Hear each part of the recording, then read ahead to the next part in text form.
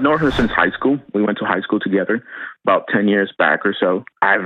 She's been my crush since then, since the day that I met her. It never really quite panned out. And then out of nowhere, last year, we just connected. We clicked, and things just went great.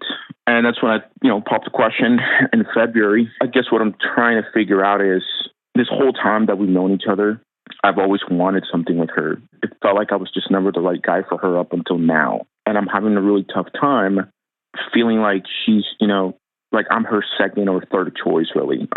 But I've also heard you say that if you can't get over, those pictures of her being with somebody else in your mind, you have to let her go. How can I figure out if I can't even get over that? I think there's an important reframe here. You say, like, I wasn't the guy for her. You're looking at all of this from like a one-down position. Instantly, when you're telling me the story, the note I just wrote down was, no. She wasn't the right girl for you yet. She had to go explore and figure out who she was, what she thought that she wanted, maybe what her mom was always telling her what she needed, or her friends, or her community, or who knows. But she went through these adventures. She went through these dark nights of the soul, and she came out the other side, and she picked you. And so she wasn't ready. Oh, geez. I've never thought of that. And by the way, you weren't ready either. 100%. Bro, you're not confident in you. Where does that come from, man? This is crazy. I think this has nothing to do with her. I think it has everything to do with you. Why don't you like Tony? Sounds a little bit silly when I say it out loud, but... Just say it, man. Well, my dad left when I was a kid. I've never felt like I was good enough for anybody to like. Of course. You know why? Why? Why? Because the man that made me didn't love me enough. Damn right.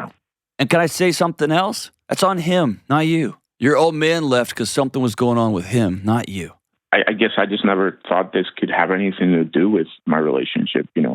Yes, because here's why. Here's the problem, Tony. You got it. You got the thing you have been fantasizing over for a decade. And what you're realizing is it didn't fill that hole in the center of your chest. Because you're still a little 9-year-old little boy asking, Dad, what is so bad about me that you left? Does that apply to everything else? Of course. That's why you move jobs. That's why you move across the country. And the moment you move back to California, you already had your eyes on something else, right? Yep. Yes. I'm always looking for the next thing.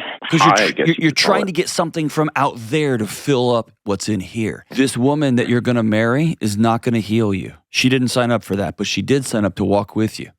How do I even begin to address that? You write that little boy a letter tonight, not on an app and not on a text message, but you get out a piece of paper and write him a letter. And then you'll have to stand in the awkwardness of, I don't know how to be a husband because the guy that was supposed to model that for me bailed. So new wife, I'm going to screw this up. And I need you to continue to come back to the table to me and remind me that you love me. And then I'm going to say, I'm sorry, I'm going to go do the next right thing.